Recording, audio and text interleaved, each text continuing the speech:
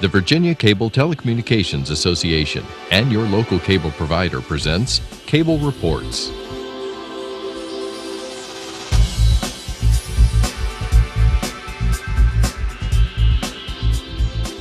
Join us now as Cable Reports brings you up to date on current issues facing the Commonwealth through discussions with your local legislators and other policymakers from across Virginia. From the General Assembly and the City of Richmond, I'm Woody Evans for Cable Reports, brought to you by the Virginia Cable Telecommunications Association and Cox Communications, connecting Virginians to their government.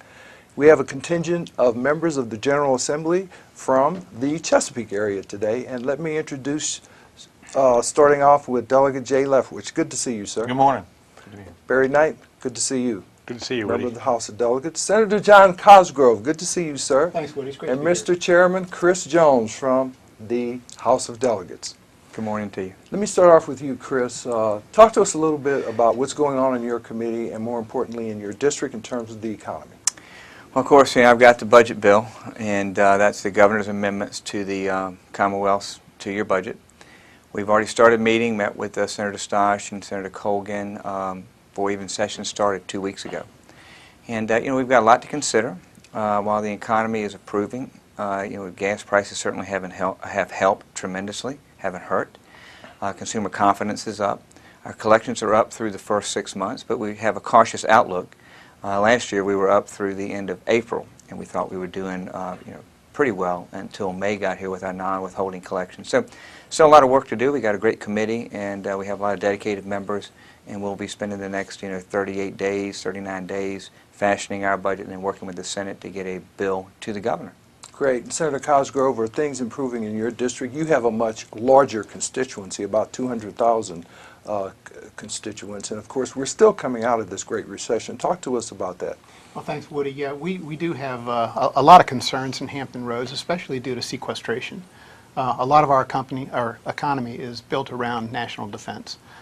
We've lost a wonderful command, which was over in Suffolk, but that has since been replaced with another command. But our economy is dependent on defense dollars right now, and so we need to be very careful how we approach things and try to widen the scope of our economy to have more non-government related entities springing up in Chesapeake and Suffolk. And I know you're heavily involved in veterans issues. Talk to us a little bit about that. Well, thanks, Woody. We are. Virginia and the entire General Assembly is absolutely on board trying to make lives better for our veterans. We have numerous bills in the General Assembly this year that will benefit veterans, whether it's homelessness or I'm carrying a particular bill that has a new and exciting therapy for PTSD and traumatic brain injury.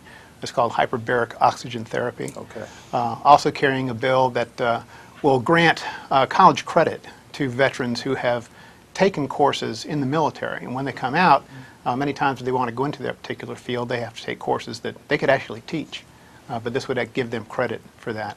And also, I'll defer to Delegate Knight, but we're also looking at a Veterans Care Center in his district. I'm sure he'll expand on that. So we're excited about what we're trying to do for veterans and from getting Virginia just as veteran-friendly and more so than any other state. And Delegate Knight, tell us a little bit about the economic improvements in your district.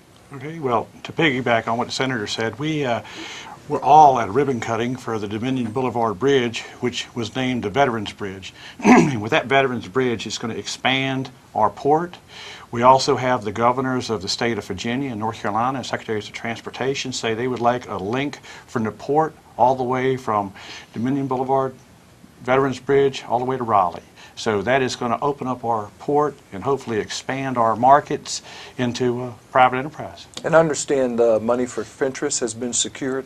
It has. We have had money for Virginia Beach cost share, $7.5 million shared with the state and $7.5 million with Virginia Beach. And Virginia Beach has rolled back development, but Fentress hadn't had a chance to do that, so we came and met with the governor's staff up here a year ago, and we have secured between the general fund and the FAC fund roughly $4 million matching with Virginia Beach, $2 million matching at Chesapeake, for a total of $4 million, and with the chairman's concurrence, we put $1 million in for Langley over there, and that is to try to tell the military that we really, really appreciate them. We want to roll back development. We want you to stay and expand in our area. Remind me about the FACT fund. That was a contingency fund created as a result of sequestration? It was, and what we did not have enough money in the general fund, so there's a FACT fund commission that has some money allocated to that, and the speaker was nice enough to put me on the FACT fund commission so I could look out for some of our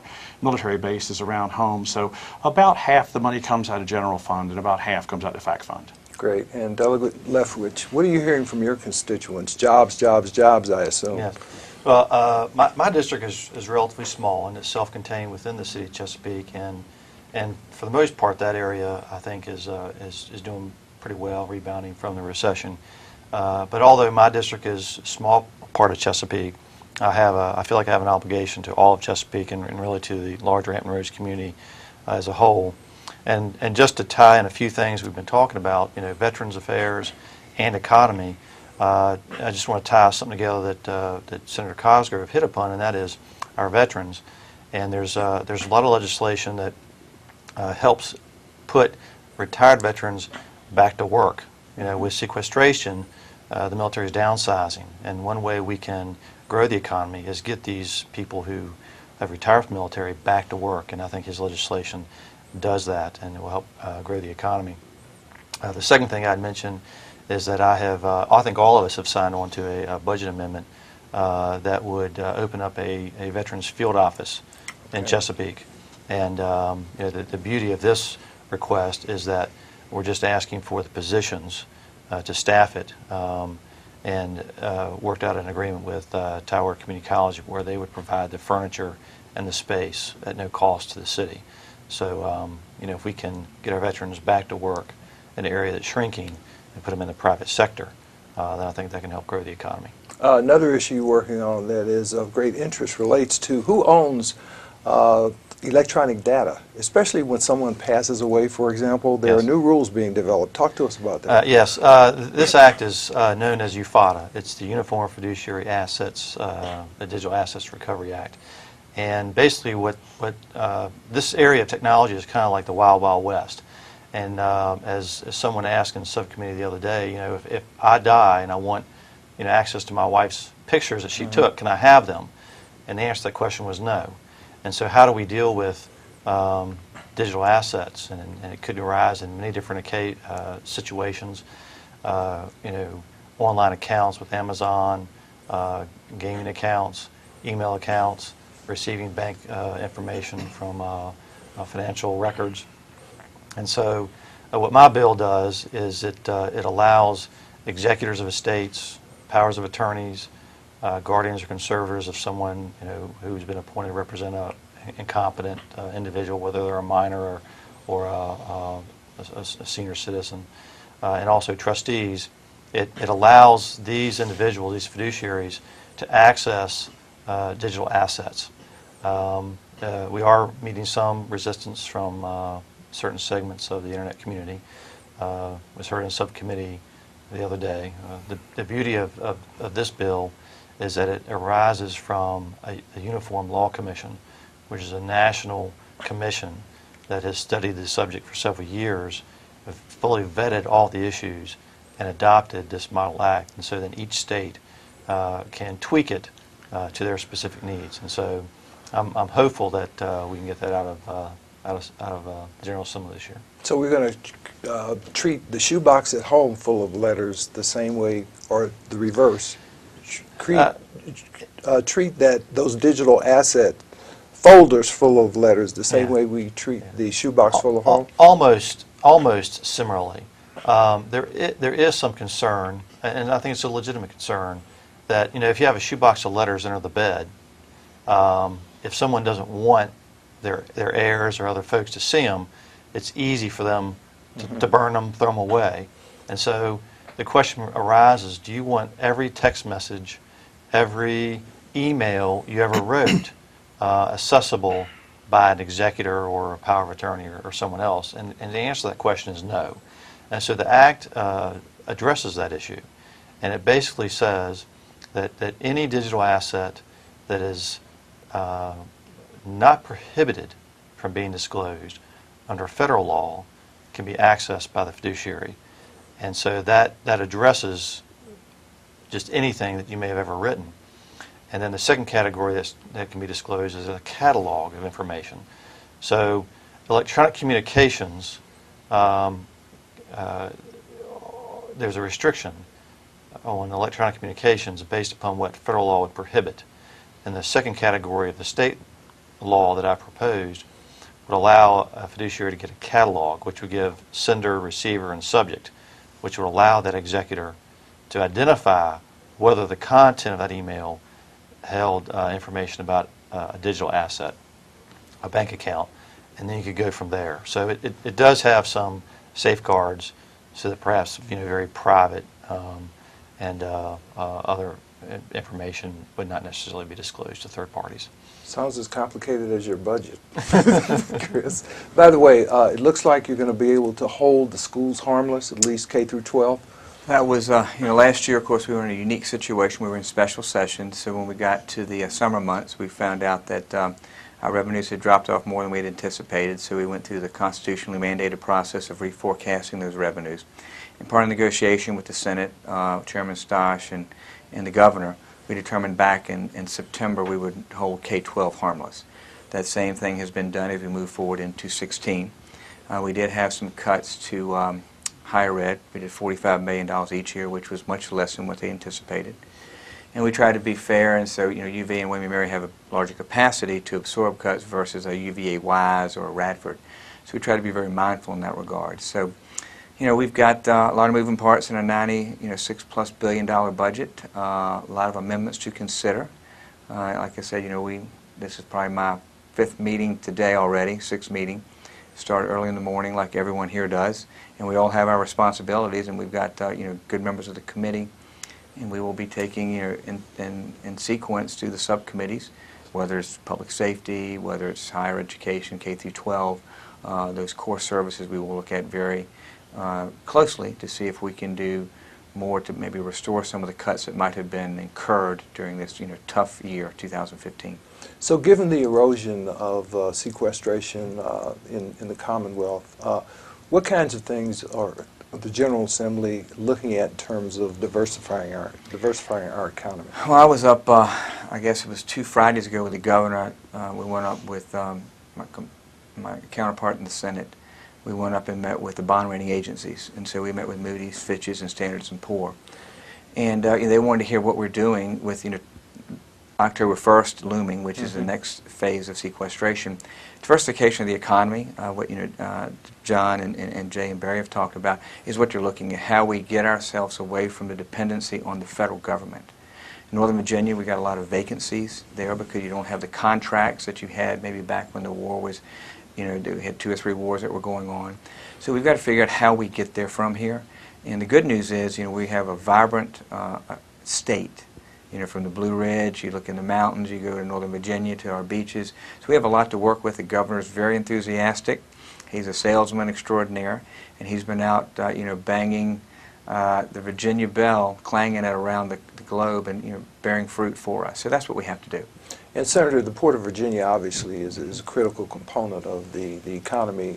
It drives a lot, to say the least. The Panama Canal is being refurbished. There are going to be these larger ships coming into the Port of Virginia. I think it's only 1 of 2 that can handle them now. Talk to us about the importance of that. Well, Woody, the Port of Virginia is important not to just Hampton Roads, but to the entire Commonwealth of Virginia. 1 out of every 8 jobs in this Commonwealth is directly or indirectly attributed to the Port of Virginia. 1 out of 8. 1 out of every 8 jobs. That's a whole lot of economic impetus there built around the port.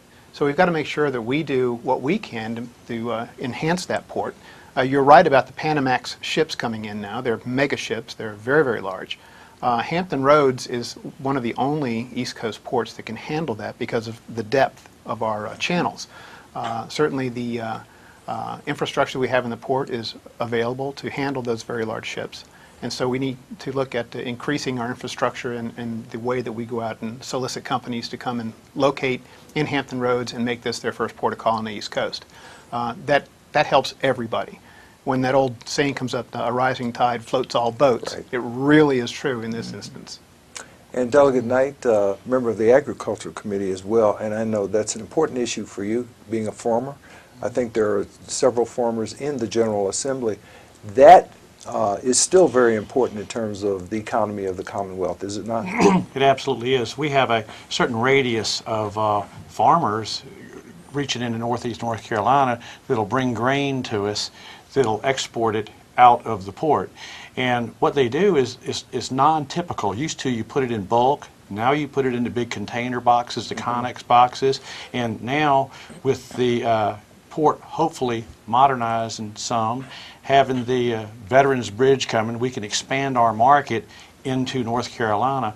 And another thing that goes along those same lines is Senator Cosgrove and I have parallel tracked bills talking about overweight permits for first origin timber products. So if you're in a logwoods and you have a container full of chips or saw timber or pulp timber, we'll be able to do the same as North Carolina does and go up to 90,000 pounds. We in the state gave a big grant to reopen the Franklin paper mill up there, which also has some saw logs up there, and people weren't going to the mill. The loggers weren't, because they could only carry 84,000 pounds and they were going to North Carolina. So consequently, they weren't getting the business they should have got, and we as the landowners in Chesapeake and Suffolk and Franklin weren't getting the proper money for our timber products. So we have parallel track bills. It looks like that VDOT, the governor's office, and everybody is peace in the valley, and it looks like that may go forward to make us more competitive on our timber products for business and landowners. Well, how is agribusiness doing generally in the Commonwealth now? It's doing along pretty good. We've had some record high hog prices, cattle prices, grain prices, and things are starting to come back down into moderation a little bit, but that sector for the last couple of years has been very, very profitable. And at one time, I recall, there was a lot of exporting of soybeans to China in particular. And there still is a lot of export of soybeans going out of our port. And the governor has said that he wants to make our port the agricultural export port on the east coast of America, and we're on our way to doing that. I have some ideas to help speed that up a little bit, you know, that I'd like to share with him, but I think that we're well on our way to do that. Delegate Leftwich, at one time you were a member of the local school board. I know you have a high degree of experience there in education. How are your local school districts faring these days? Chesapeake's doing well. They had a few schools that did not meet full accreditation this past year. However, I attribute that to the more rigorous testing.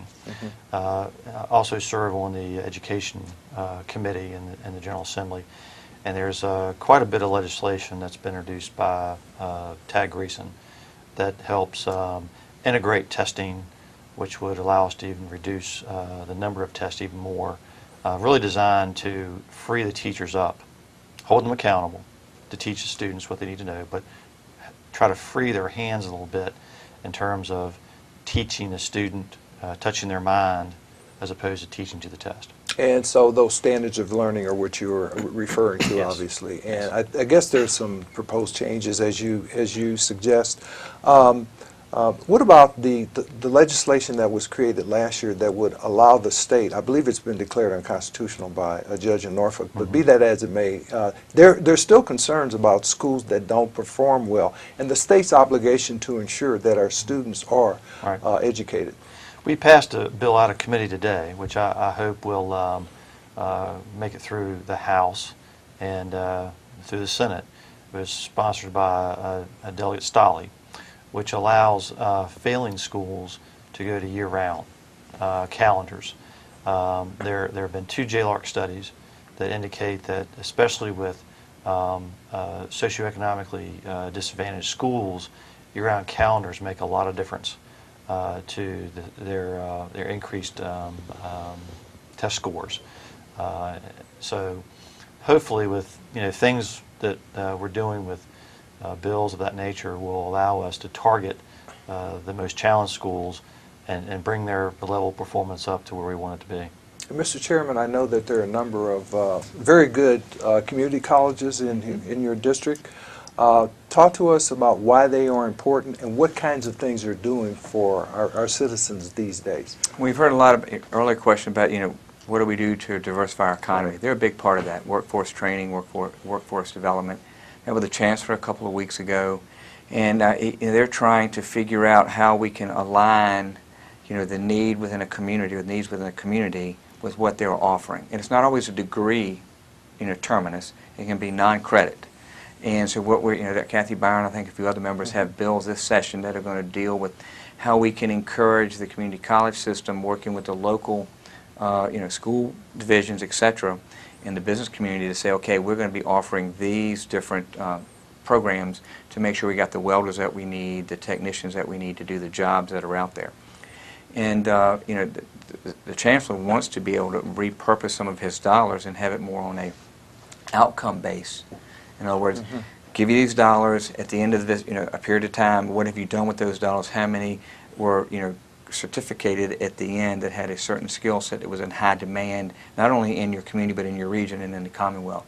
Because when the governor's out selling us, we're using the port, trying to ship things out. Right. We've got to have those workers that can make the trains and the ships all run on time and on schedule.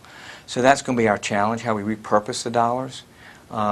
And it's always it's always interesting. People have a lot of good ideas, and we try to bring those ideas together with a lot of smart people, much smarter than me, to say, okay, how will this work in application in your life to make our job easier, because we have more revenue coming in, because, as John said, all boats rise with the incoming tide. Senator, talk to us a little bit about why it's so important that the Commonwealth maintain its AAA bond rating. Well, Woody, if we don't, we go and secure bonds for capital projects, roads, buildings, universities. When you have a AAA bond rating, you get the best and lowest rate available on borrowed money. When your bond rating goes down, the interest on those bonds goes up. And then Chris has to scratch his head and figure out how we're going to pay that extra money. So it's really important that we are fiscally responsible, that we maintain our balanced budget, that Senate Finance and House Appropriations works together to make sure that we retain that AAA bond rating. Chris and others went up to New York and talked to Moody's and Fitch and Standard & Poor's, and because of them doing that, and believe me, that's a hectic day. They're not up there playing around in Rockefeller Square. Right. They're working hard for the citizens of the Commonwealth, and because they go up there and assure these bond rating agencies of Virginia's fiscal conservatism, we enjoy that bond rating. We will in the future. And you talk about, go ahead. And if I may, I think it's important. We hear a lot about Washington not working. Last year, what happened when we were still in session, the fact that the administration, which is Democratic, Republican Senate, Republican House, we worked together, we put together a fix for that $2.4 billion hole.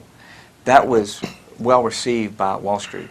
And we've got people like, Rick Brown, who've been here. So to John's point, that is critically important to us, as we're one of the original AAA states. Right. And we will always be, as long as I'm around, and these other gentlemen, because we understand that we have to make tough decisions to stay there.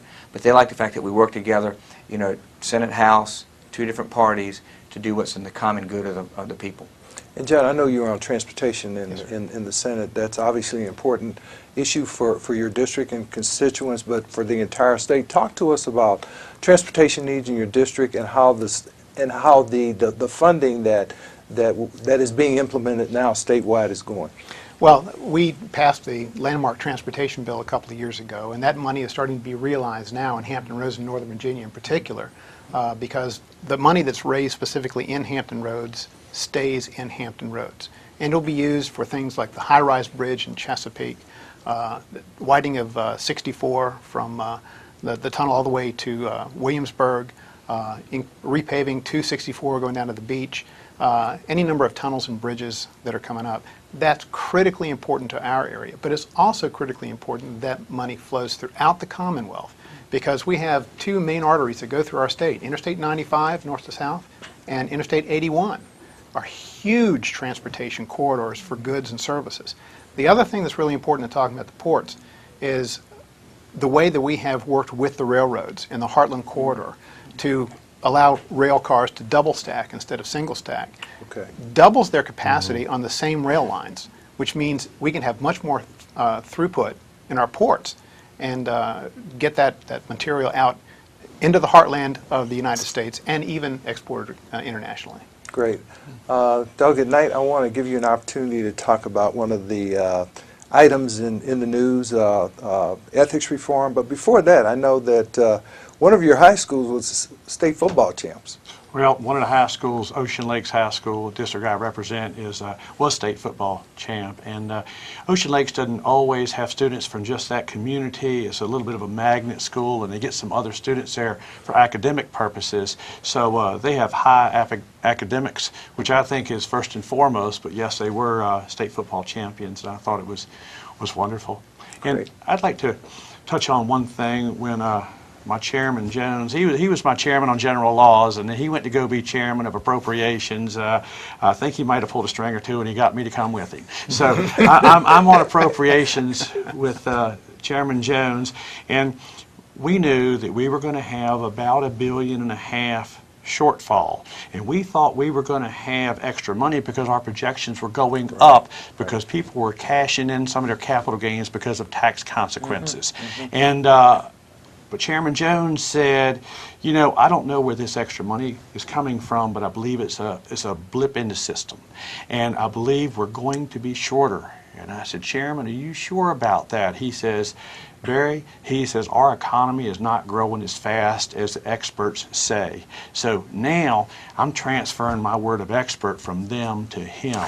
But he was right on, because we got ahead of the curve on this thing, and we were able to, because we were in special session, continue along, and it wasn't quite as severe as it could have been because we didn't fall off a cliff. We implemented the budget cuts a little slower. So, you know, we all work together. Chairman Jones and myself are on appropriations. I'm on agriculture. Senator Cosgrove is on commerce and labor and transportation. Jay is on education, and we truly get along well together. We converse with each other, and I believe Chesapeake's better for us working together. Great. Doug at Leftwich, 30 seconds. You're the junior member. You'll get the last word. Ethics reform, will it happen, and in what form? We'll see some changes to the ethics laws. The bills, the omnibus bills that are going to impact that the most, have not come up before committee, have not been filed that I'm even aware of.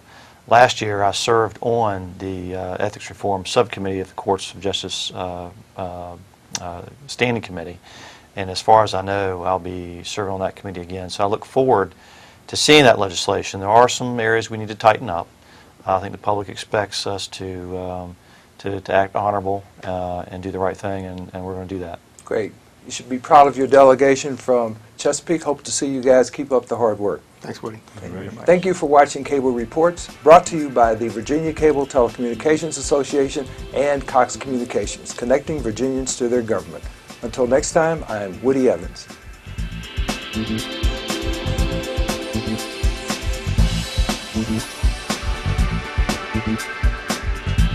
Mm-hmm.